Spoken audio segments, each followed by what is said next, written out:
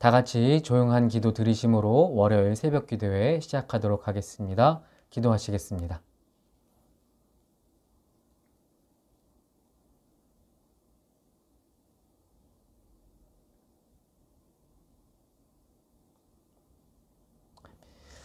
우리 찬송가 542장, 찬송하시겠습니다. 구주 예수 의지함이 심히 기쁜 일일세. 영생 허락 받았으니 의심 아주 없도다. 예수 믿는 것은 받은 증거 많도다. 예수 귀한 예수 믿음 더욱 주소서. 구주 예수 의지함이 심히 기쁜 일일세. 주를 믿는 나의 마음 그의 피에 적시네. 예수 믿는 것은 받은 증거 많도다. 예수 귀한 예수 믿음 더욱 주소서. 구주 예수 의지하여 죄악 벗어버리네. 안위 받고 영생함을 주께 모두 얻었네. 예수 믿는 것은 받은 증거 많도다. 예수 귀한 예수 믿음 더욱 주소서. 구주 예수 의지하여 구원함을 벗었네. 영원 무궁지나도록 주여 함께 하소서. 예수 믿는 것은 받은 증거 많도다. 예수 귀한 예수 믿음 더욱 주소서. 아멘. 오늘 이 새벽 우리에게 주시는 하나님의 말씀은 마태복음 21장 말씀입니다. 제가 봉독해 드리겠습니다. 그들이 예루살렘에 가까이 가서 감난산 벳바게에 이르렀을 때에 예수께서 두 제자를 보내시며 이르시되 너희는 맞은편 마을로 가라. 그리하면 곧 매인 나귀와 나귀 새끼가 함께 있는 것을 보리니 풀어 내게로 끌고 오라. 만일 누가 무슨 말을 하거든 주가 쓰시겠다 하라. 그리하면 즉시 보내리라 하시니 이는 선지자를 통하여 하신 말씀을 이루려 하심이라 일컫으되 시온 딸에게 이르기를 내 왕이 내게 임하나니 그는 겸손하여 나귀 곧 멍에 매는 짐승의 새끼를 탔노라 하라 하였느니라.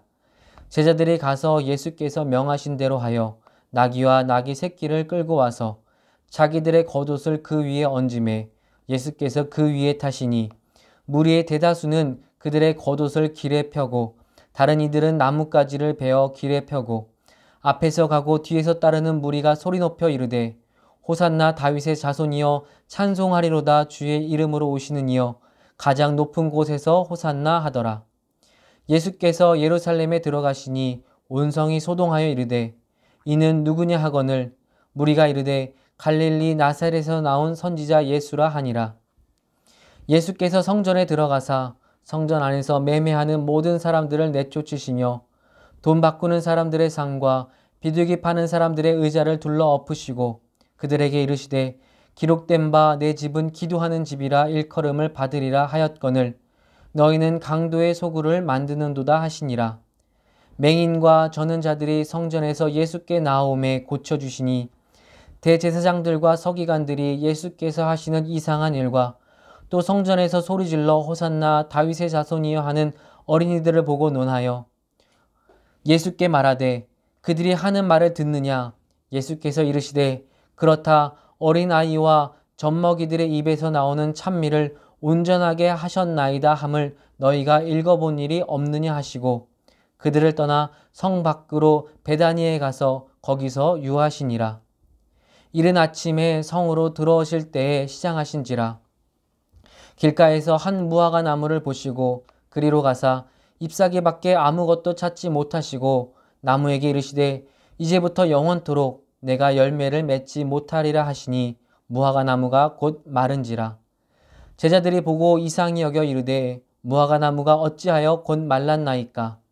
예수께서 대답하여 이르시되 내가 진실로 너희에게 이르노니 만일 너희가 믿음이 있고 의심하지 아니하면 이 무화과 나무에게 된 이런 일만 할 뿐 아니라 이 산더러 들려 바다에 던져지라 하여도 될 것이요 너희가 기도할 때에 무엇이든지 믿고 구하는 것은 다 받으리라 하시니라.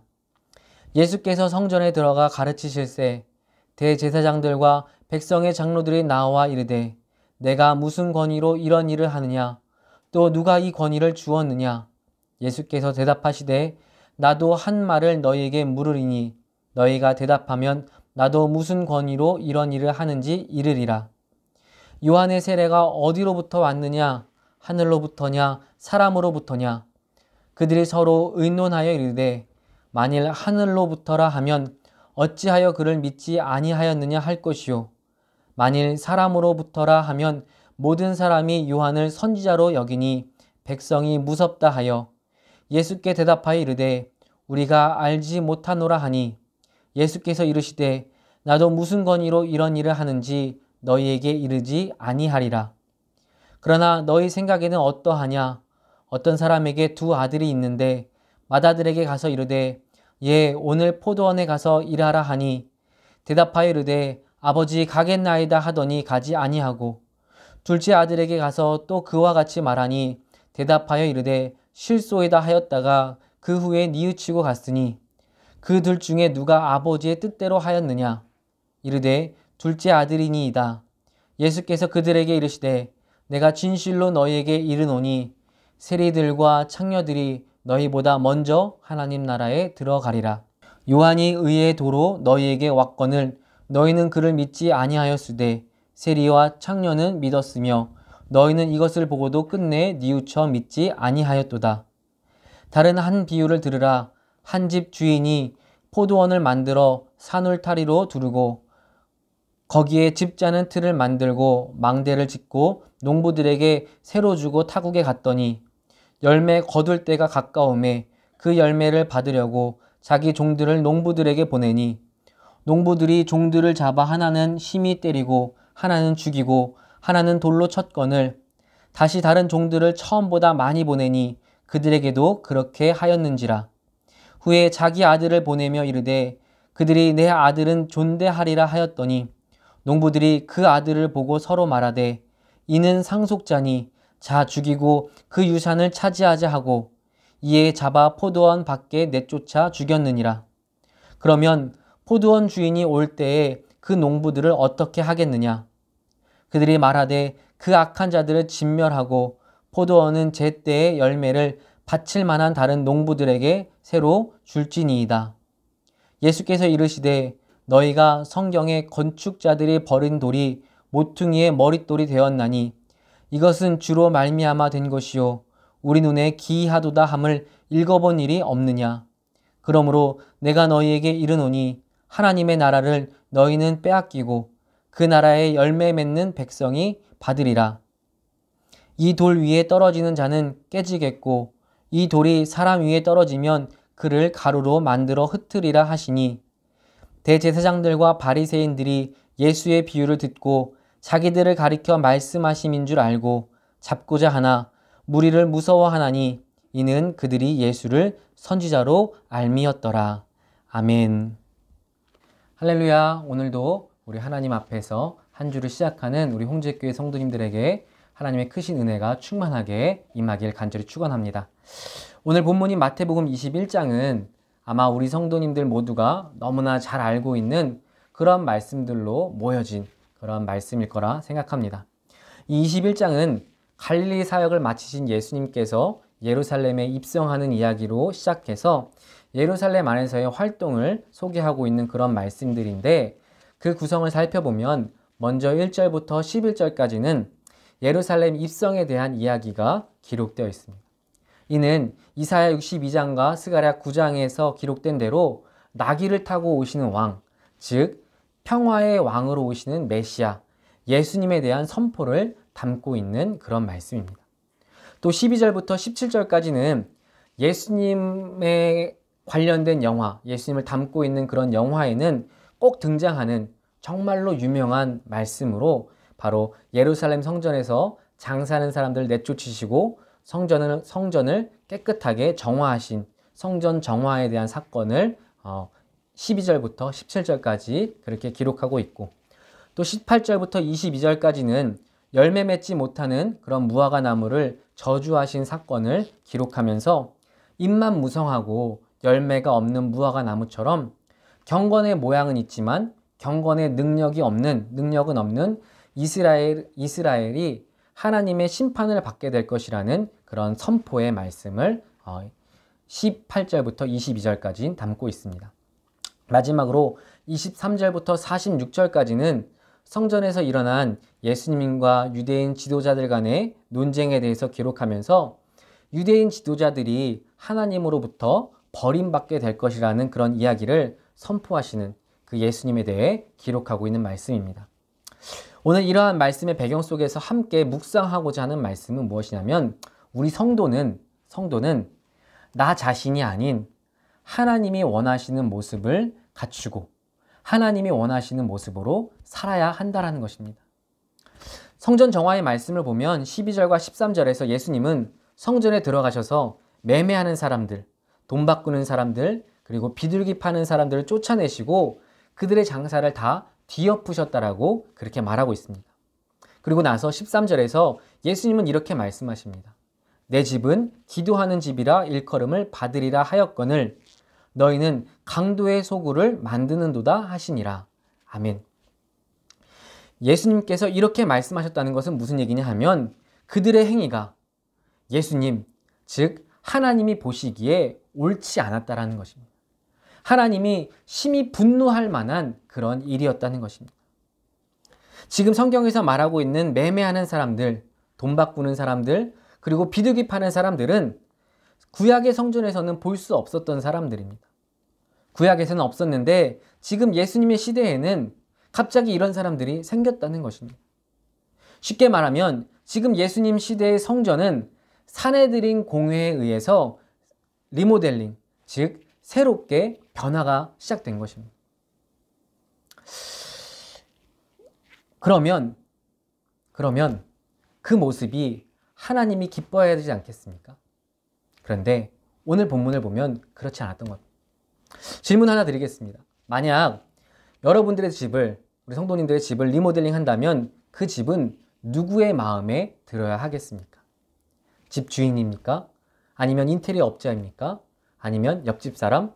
아니면 내 사촌? 누군가 다른 사람의 마음에 들어야 하겠습니까? 정답은 당연히 집주인의 마음에 들어야 하는 것 아니겠습니까? 마찬가지로 성전을 리모델링 했다면, 그렇게 변화를 시작했다면 그 성전은 그 성전의 주인이신 하나님의 기쁨이 되도록 리모델링 되어야만 했던 것입니다.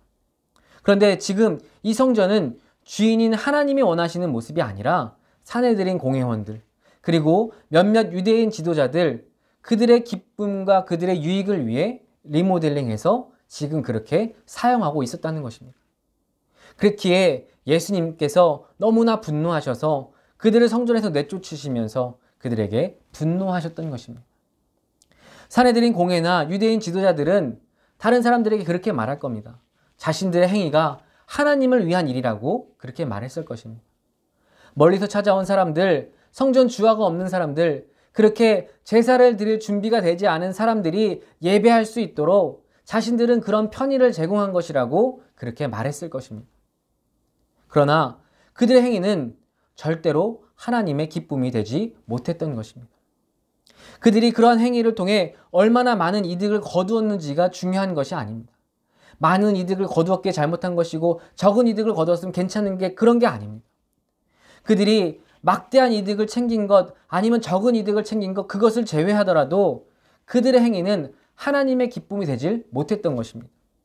왜냐하면 그들의 행위는 하나님이 원하시는 일이 아니라 자신들이 원하는 일을 위해 자신들이 원하는 그것을 위해 시작한 일이었기 때문입니다. 그 일의 시작이 하나님이 아닌 자신들이었기 때문에 하나님은 그 일을 기뻐하시지 않았다라는 것입니다. 우리의 마음의 중심을 보시는 하나님은 우리가 아무리 어떠한 말로 핑계를 댄다 하더라도 우리 마음속에 있는 우리의 중심, 우리의 관심, 우리의 마음을 분명하게 아십니다. 정말로 그 일이 하나님을 위한 일로 시작한 것인지 아니면 말만 번지르르 할 뿐 개인의 유익을 위한 것인지 어떤 욕심을 위해 시작한 일인지 사람들은 몰라도 하나님은 다 아신다는 것입니다. 아무리 좋은 성과를 낸다 하더라도 그 일에 하나님의 영광이 없었다면 하나님은 그 일을 기뻐하지 않으시는 겁니다. 반대로 아무리 하찮은 정말로 보잘것없는 결과가 있다 하더라도 어쩌면 그 일이 실패할지라도 그 일의 시작이 하나님의 영광을 위해 시작한 것이라면 하나님의 영광을 위한 일이었다면 하나님은 그 일을 통해 기뻐하신다는 것입니다. 어떠한 나타난 결과가 아니라 우리 삶의 모든 순간이 하나님을 기준으로 살아갈 때 하나님은 우리의 삶을 기뻐하시며 그 삶을 축복하신다는 이야기입니다. 마른 무화과 나무의 말씀도 그렇고 뒤에 이어지는 유대인 지도자들과의 논쟁도 마찬가지입니다.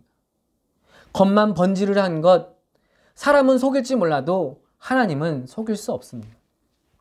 겉으로는 경건한 척, 지혜로운 척, 그 안에 겉으로는 경건한 척, 지혜로운 척해도 그 안에 하나님이 없다면 그 영혼은 결코 구원받을 수 없습니다. 그 영혼은 결코 하나님의 심판을 피해갈 수 없습니다. 사랑하는 홍지교회 성도 여러분, 우리 삶에 우리의 심령 속에 오직 하나님을 충만히 채워가시길 간절히 소망합니다. 어디서 무엇을 하든지 우리 성도는 그 행동에 하나님이 함께 있어야만 합니다. 하나님을 중심으로 우리는 그렇게 살아가야만 합니다. 그것이 바로 성도이기 때문입니다. 그래야 하나님이 기뻐하시고 그래야 하나님이 그의 삶 가운데 기뻐하시며 동행하시고 그래야 하나님이 그 삶을 축복이 흘러넘치는 삶으로 하나님께서 복을 부어주실 것이기 때문입니다. 바라기는 우리 홍제교회 성도님들의 삶의 모든 순간이 늘 하나님과 함께 나아가는 그런 모든 순간순간이 될 수 있기를 간절히 바랍니다. 그래서 우리 홍제교회 성도님 모두가 하나님의 기쁨이 되고 하나님의 축복이 흘러넘치는 그런 복된 삶을 살아갈 수 있는 저와 우리 홍제교회 성도님들 다 되실 수 있기를 간절히 바랍니다. 이 시간 우리 함께 기도할 때 하나님께서 우리에게 그 굳건한 믿음 주셔서 그 바른 믿음 주셔서 복된 삶 살아가게 하실 줄 믿습니다.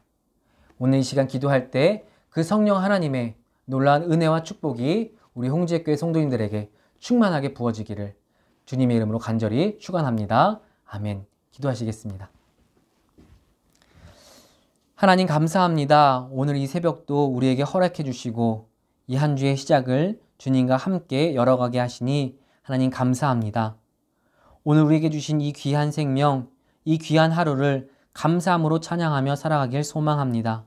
하나님, 바른 믿음, 굳건한 믿음 허락해 주셔서 언제 어디서나 주님만 찬양하며 살아가는 우리 사랑하는 홍제교회 모든 성도님들 되게 하여 주시옵소서.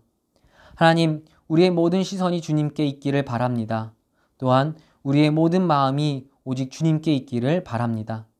내가 원하는 내 욕망을 채워가며 주님의 이름만 부르는 어리석은 자들 되지 않게 하시고 주님이 기뻐하시는 일을 깨닫고 그 일에 동참할 수 있는 그런 믿음의 사람, 축복의 성도들 다 되게 하여 주시옵소서. 그래서 하나님의 기쁨이 되고 하나님의 자랑이 될 수 있는 그런 복된 성도들, 그런 주의 복음의 도구들 다 되게 하여 주시옵소서. 오늘도 우리 홍제교회를 위해 기도합니다. 하나님께서 계획하셔서 100년 전 이 땅 위에 세우신 이 홍제교회가 주님의 구원의 방주로 온전히 쓰임받기를 원합니다. 하나님, 바른 교회 되게 하여 주시옵소서. 사람의 교회가 아닌 하나님의 교회로 이 땅의 빛과 소금의 역할 잘 감당하는 우리 홍제교회 되게 하여 주시옵소서. 그를 위해 새로운 성전을 허락하심에 감사드립니다. 오늘도 세워지는 모든 과정 주님 간섭하여 주셔서 하나님 기뻐하실 아름다운 성전 세워가게 하여 주옵소서. 이를 위해 세우신 우리 담임 목사님 기억해 주시고 하나님의 일 잘 감당할 수 있는 믿음과 능력과 힘과 용기와 건강과 모든 것 부어 주시옵소서. 또한 우리 홍제교회 모든 성도님들이 함께 기도하며 이 귀한 사명 잘 감당하여 하나님께 잘했다 칭찬받을 수 있는 믿음의 성도들, 축복의 성도들 되게 하여 주시옵소서. 하나님, 이 시간에도 여러 가지 기도 제목들을 들고 나왔습니다. 하나님, 기도할 때 하나님 마음에 합한 기도 하게 하시고 하나님의 마음에 합한 기도라면 우리가 구한 것보다 더 크고 놀랍도록 응답하여 주셔서 하나님의 살아계심을, 하나님의 능력을 자랑하는 이 시간 되게 하여 주시옵소서. 우리 기도 가운데 귀 기울여 주시고 늘 응답해 주심에 감사드리며 예수님의 이름으로 기도드렸습니다. 아멘. 우리 주기도문으로 예배 마치도록 하겠습니다. 하늘에 계신 우리 아버지여, 이름이 거룩히 여김을 받으시오며 나라가 임하시오며 뜻이 하늘에서 이루어진 것 같이 땅에서도 이루어지이다. 오늘 우리에게 일용할 양식을 주시옵고 우리가 우리에게 죄 지은 자를 사하여 준 것 같이 우리의 죄를 사하여 주시옵고 우리를 시험에 들게 하지 마시옵고 다만 악에서 구하시옵소서. 대개 나라와 권세와 영광이 아버지께 영원히 있사옵나이다. 아멘. 우리 시간에 말씀 기억하시면서 또 가지고 나오신 기도 제목 놓고 간절한 마음으로 기도하도록 하겠습니다. 기도하시겠습니다.